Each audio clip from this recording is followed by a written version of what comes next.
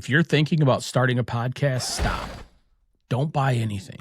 Don't download a single piece of software until you've watched this entire video, because there's something way more important that I think you need to figure out first. Why are you doing this? And I don't mean your niche. You've all heard about a niche. We're not talking about that. I mean your why. Because your niche, yeah, it's probably going to help people find you, but your why is what's going to keep you showing up when it feels like nobody's watching. Now, once you have your why, then I can show you exactly how to take that idea and turn it into a high quality podcast without all of that other chaos. And I'm going to show you exactly how I would do it if I was starting over right now, today. By the way, I'm John Adams, and if you're still here, you're exactly who I'm making this video for. Because as I've been working with all of my clients, something has become really clear to me. There's two types of people and creators that I absolutely love helping. The first set is the person who has something that they feel like they need to share. Maybe you've been through something. Maybe there's a cause or a subject that weighs heavily on your heart. And you're definitely not sitting here thinking, how much money can I make from this? You're actually thinking, I know this could help somebody. And if that's you, you're some of the easiest people for me to work with because your why is already there. Then there's the other group, the entrepreneurs, the founders, the business owners, coaches, lawyers, somebody who actually already has built something and they genuinely care about it.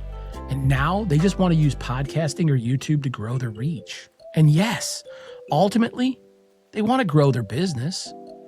But here's the difference. The podcast isn't necessarily what they're trying to sell. The podcast is how people are going to get to know them. It's how people are going to start to like them. And it's how you'll earn their trust. I'm sure you've heard that before. The like, know, and trust factor. By sharing what you know, providing value, and building relationships, and becoming that person that people actually think about when they eventually need the product or service that your business provides. And then there's a third group. Those that want to start a podcast because they want Spotify or Apple to pay them. They want to start YouTube because they want ad revenue. They've seen how everybody has ads on their videos and they want to make a fortune from it. Or you're looking for the fastest way to get to 100,000 subscribers, go viral, land sponsorships, and make content your full-time income. Now, don't get me wrong. There's nothing wrong with wanting that. And some people, they're absolutely able to do it.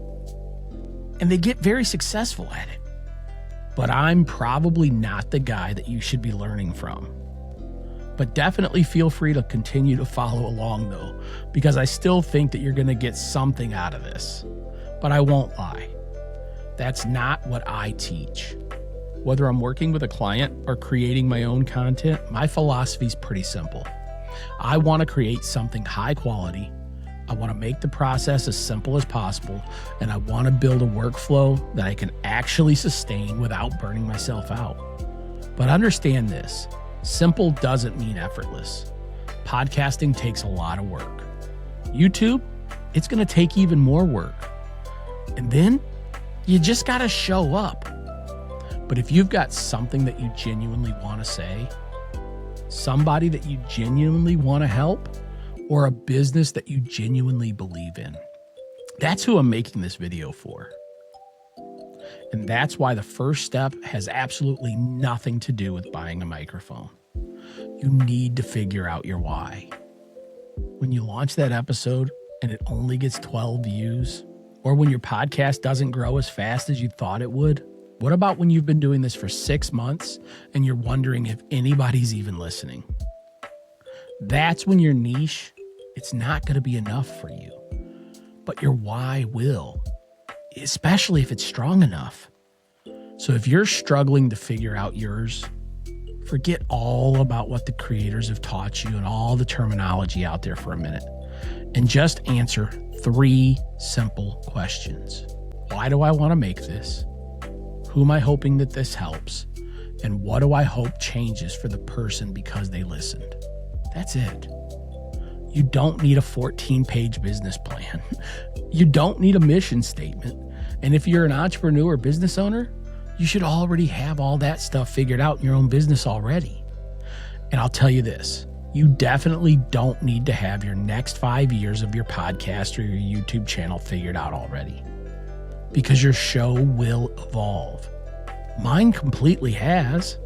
So give yourself permission to figure out some of this stuff by just actually doing it, because not everything has to be figured out before you hit record. Now that we have all of that out of the way, we can start building your show. And one of your first true decisions is, what format do you want to do? Are you going to do this solo? Do you want to co-host?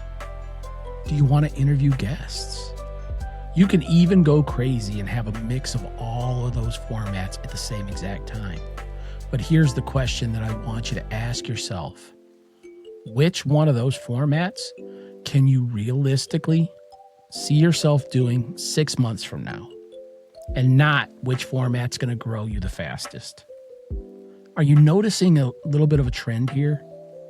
So let's go through the formats. Solo podcasting is probably one of the easiest logistically. You don't have to worry about anybody else. You don't have to worry about their calendar or when they're available. No scheduling guests. You literally just sit down, hit record, and talk. But you've got to be able to carry that conversation all alone. And unless you're incredibly gifted at speaking off the cuff, give yourself an outline. Bullet points, just like I'm using to keep myself on track while recording this video, they're perfectly fine. You don't have to script out every single word. Don't script everything, because then you're not going to look natural. But have a bullet point so you stay on track. Next format, you've got interviews. Now, interviews can be fantastic because now you've got somebody else that you can bounce off of. You're not doing all the talking. You're asking a little bit of questions, and you're listening probably 60 to 75% of the time. You can bring experts onto your show. You can hear people's stories. But there's also more work. Finding those guests, scheduling. Are they available when you are? Research now. You want to make sure you know about your guest, right? You don't want to get on there and have no clue what to ask them. Then you got to prepare those questions. And then you've got the co-hosted show. And that's what I do with my Health, Tech, and Wellness podcast. And I love that dynamic with Crystal, because sometimes those best moments come from conversations going somewhere neither one of us ever expected. But for all of these, there isn't one right answer, but simply choose the format that fits you.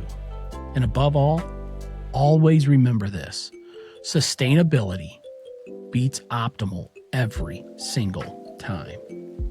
And now we get into the fun stuff, gear. And trust me, I love every piece of gear that I've got. But instead of going through my entire setup, why I chose each piece that I use and why I still use it today, I'm just going to give you the Cliff Notes version, okay? It's this simple. Pretty much every piece of equipment that I use has been chosen for 2 reasons. It helps me create a high-quality podcast, and it makes my setup as simple and easy to use as possible. That's it. And if you're curious about my entire setup and you want me to do a video about it, throw it in the comments. Maybe I'll do a full walkthrough of my entire studio. I've never done one of those yet.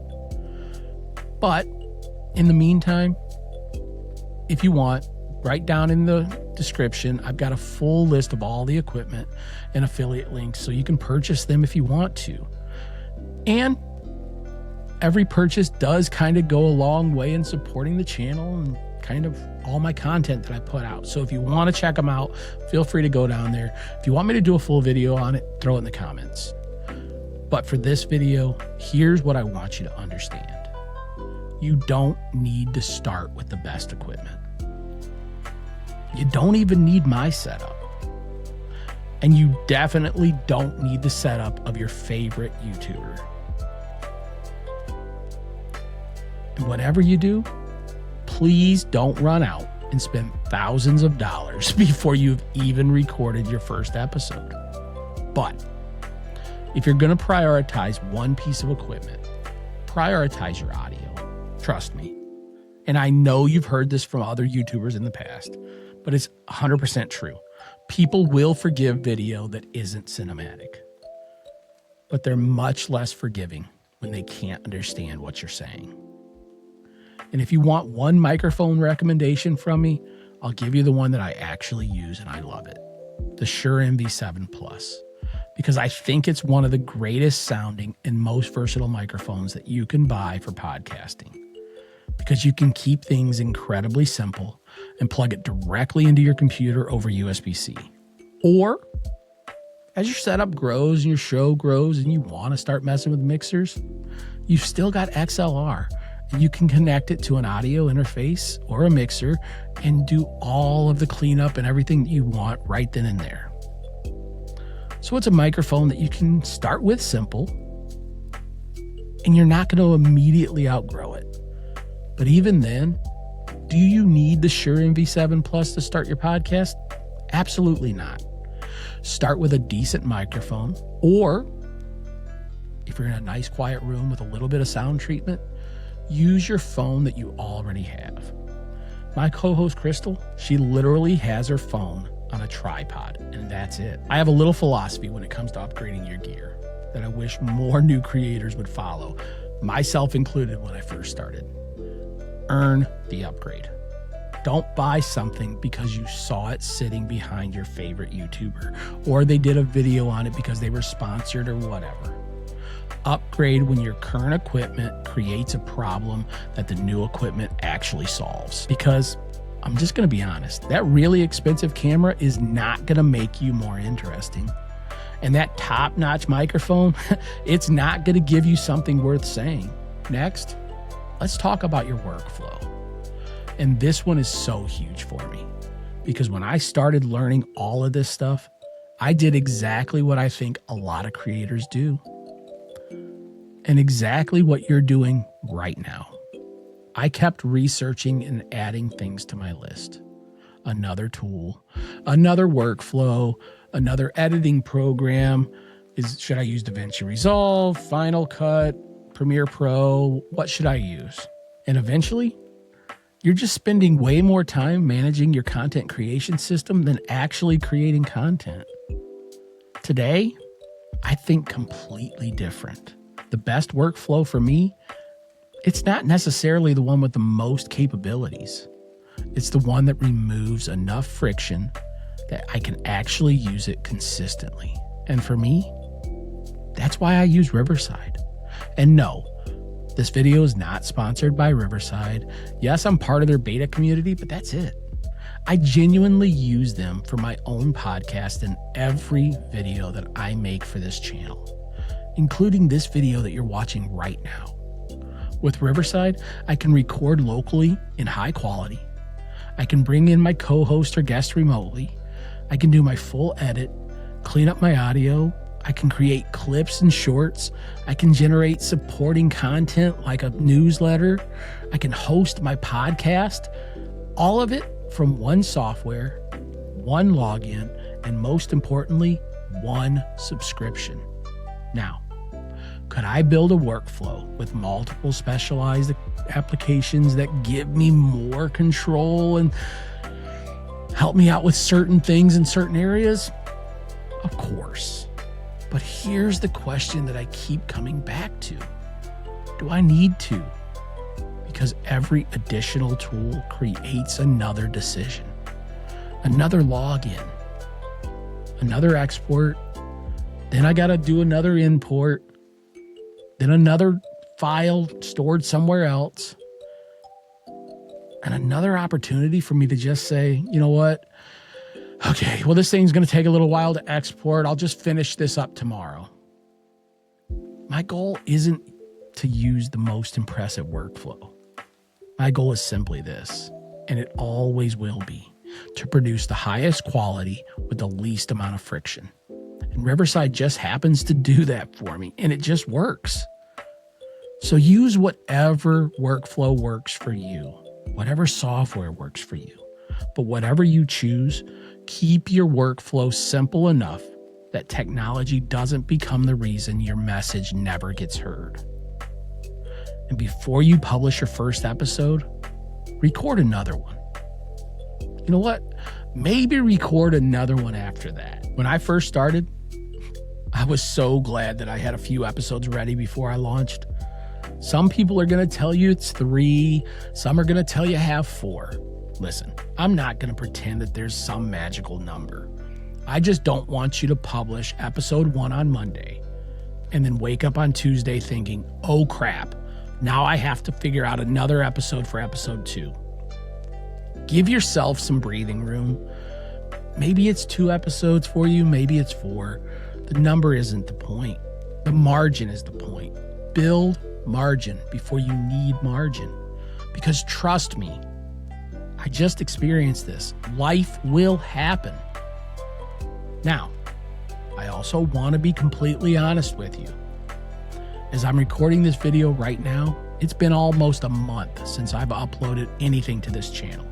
And no, I didn't have 4 videos sitting there ready to publish. Life happened. My wife's mom passed away, and during that time, my priority wasn't making another YouTube video. It was being present for my wife and our family.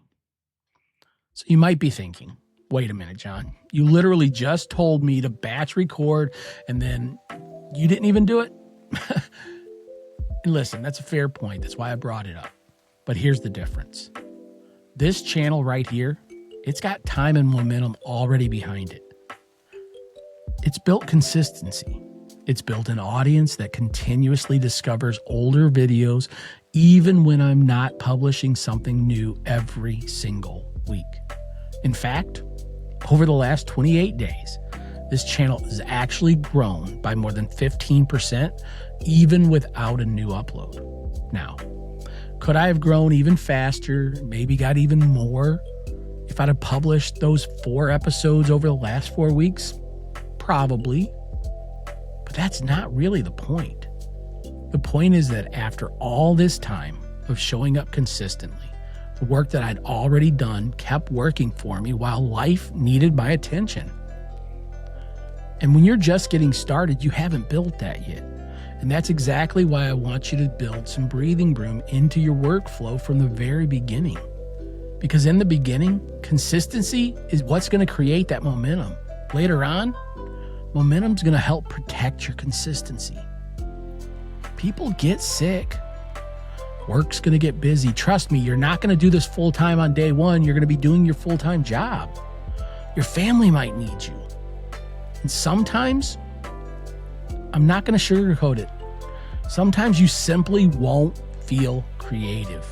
And that's exactly why I want you to build margin into your workflow from day 1. Not because you're planning to fall behind, but because you're planning for real life. And while you're planning those first few episodes, don't get caught up naming them. Don't go episode 1, episode 2, episode 3. Here's what I want you to do. I want you to give every episode a reason to exist. Solve a problem. Answer a question. Tell a story. When somebody's scrolling past your podcast, they shouldn't feel like they have to start all the way from the beginning to understand what's going on. They should immediately understand why this episode or this one specific video or audio piece is worth pressing play on. And here's the reason I want you to think this way.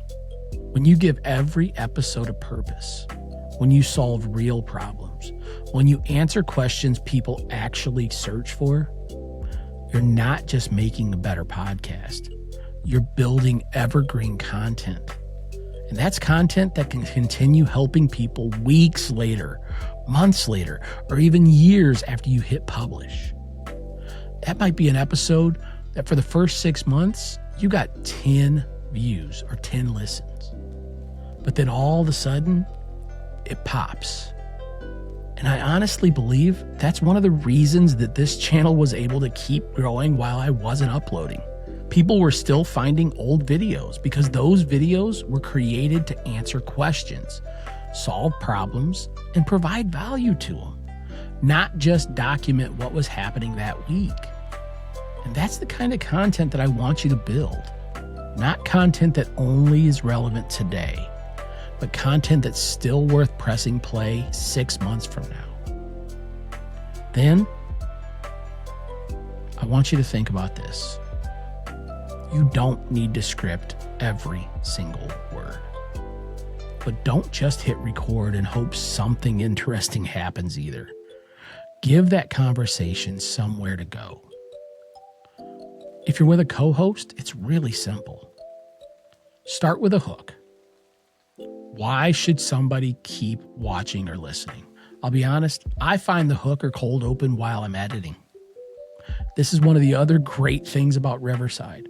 They give you a few hooks from the recording that Riverside's co-creator thought would make a great cold open, and they find those instantly for you.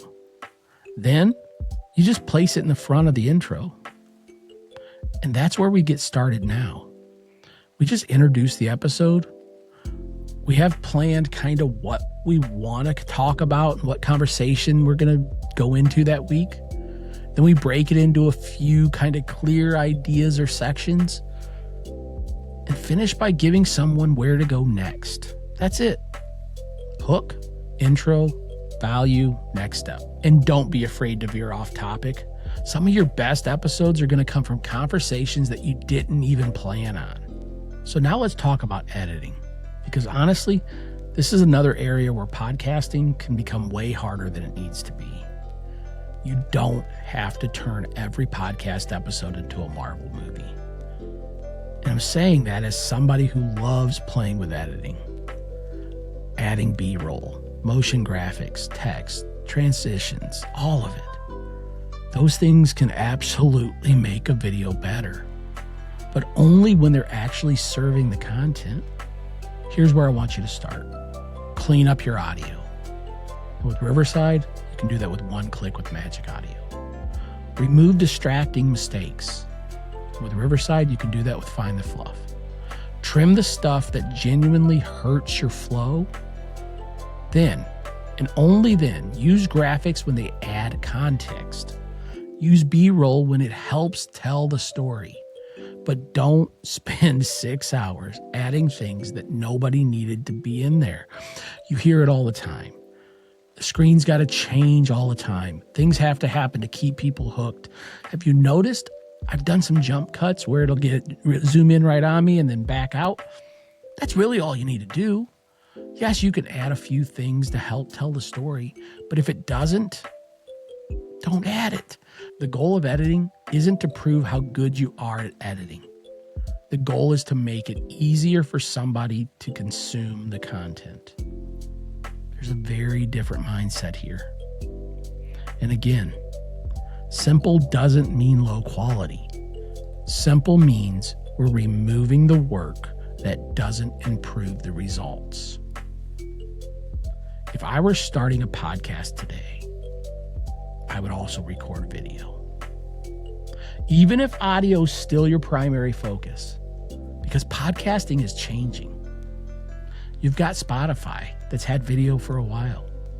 YouTube, it's become a huge part of the podcasting conversation. Every podcast is almost on YouTube now. And now, Apple's even in the game. They're moving further into video, and they're working with other partners. And Riverside even sends the video right through the RSS feed directly to Apple now.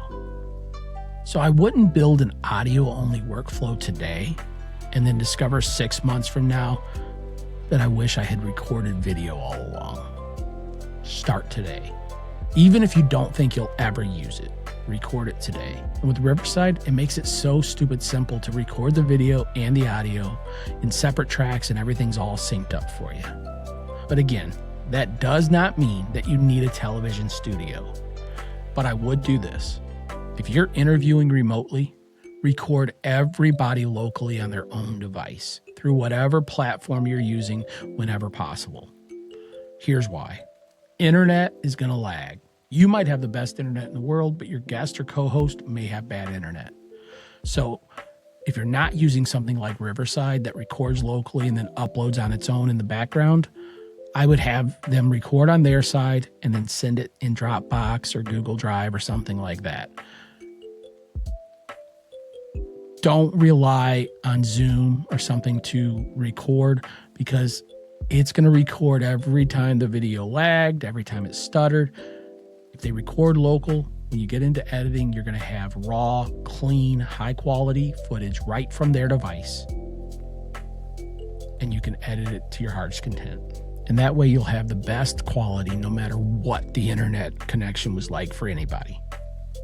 Then take that one recording and let it work harder for you. Your full video can go to YouTube. Your audio, it can go to any podcast host and RSS feed that you want, right?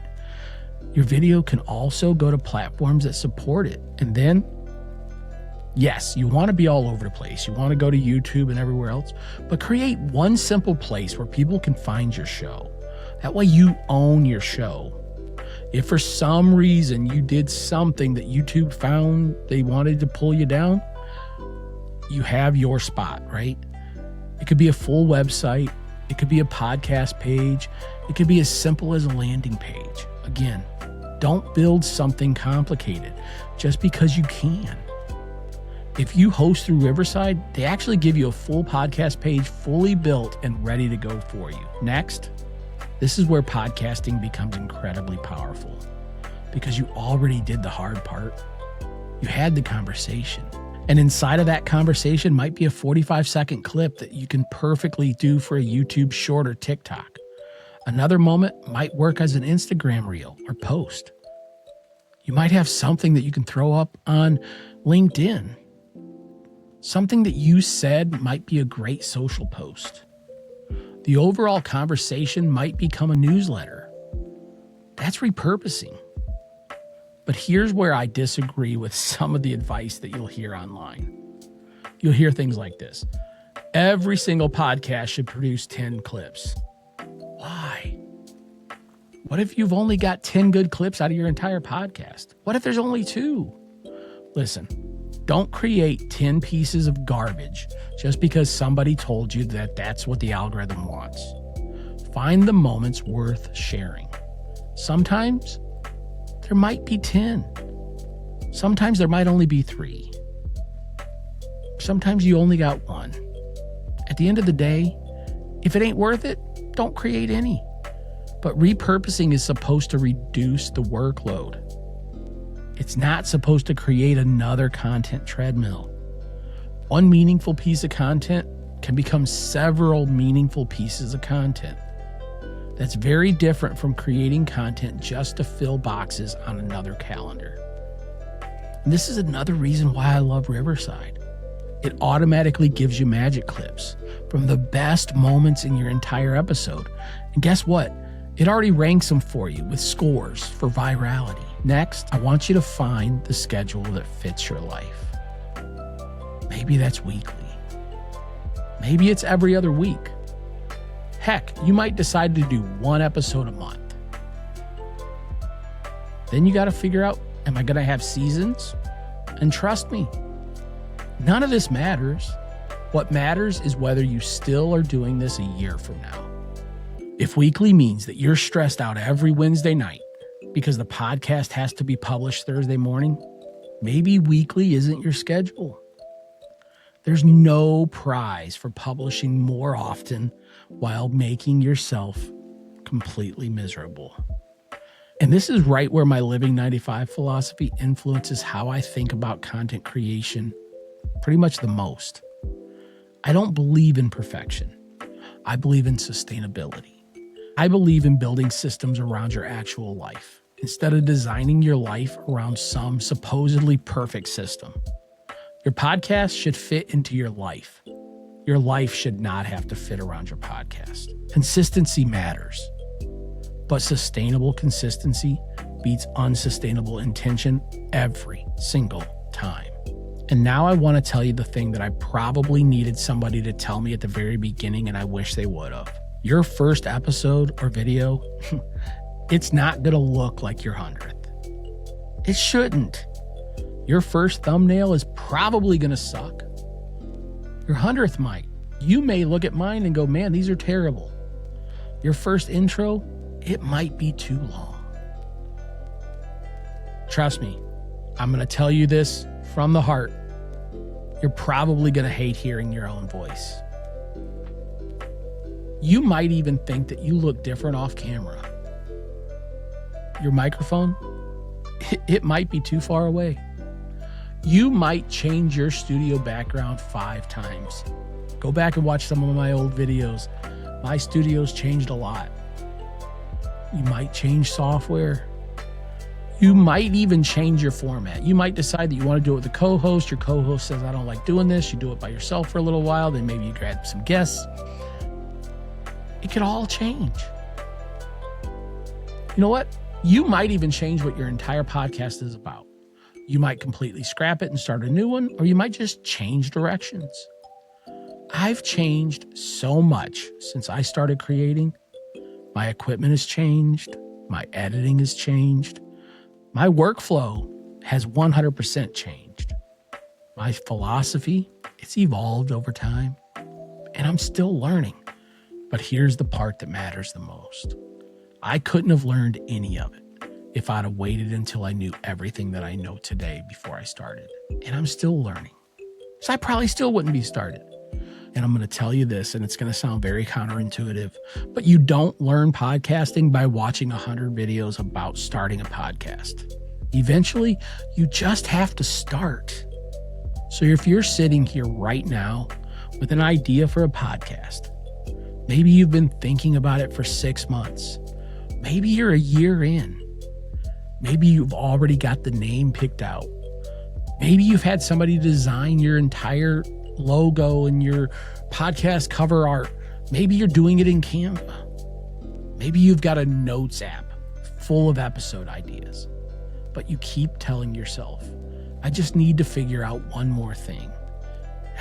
Maybe I need one more piece of equipment.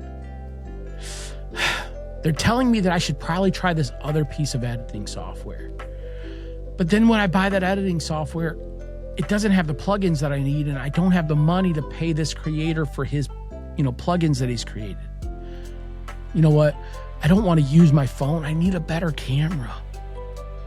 I don't even know my niche. My room's too small. You don't need any of that. I promise you. You don't need another thing standing between you and starting. Go back to the beginning of this video. Why do you want to do this? Who are you trying to help? And what do you have to say? Because somebody out there, they might need to hear something that you already know. That thing that you've been waiting to talk about might be the one thing that's going to change your listeners' lives.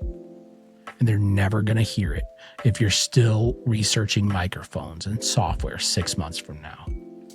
Start with what you have. Learn what you need. Upgrade when there's a reason. And keep the workflow simple. Give yourself room to get better and hit record. That's it. That's how I would start a podcast today. Not perfect. Not with the most expensive equipment. Not with the most complicated workflow. Just good enough to start. Simple enough to sustain. And meaningful enough to keep going, even when the views aren't there yet. Because that's the part that nobody can promise you. I can't promise you that your podcast is going to blow up. I can't promise you that you're going to get 100,000 subscribers. And I definitely can't promise you that Spotify, Apple, or YouTube are ever going to make you rich. Promise me. More than likely, they're not. But I can tell you this.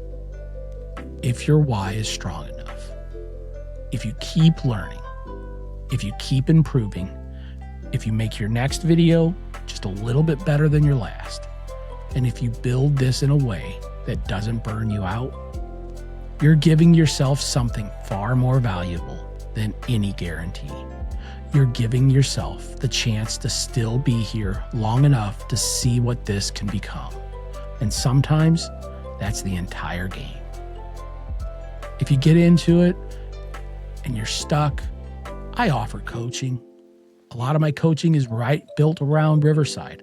So I'm probably going to steer you that way because it's so simple, but I'm here to help you with anything. You can check the links in the bio. I offer a couple different programs. So as always, stay healthy, stay balanced, and keep driving forward. I'll see you next time.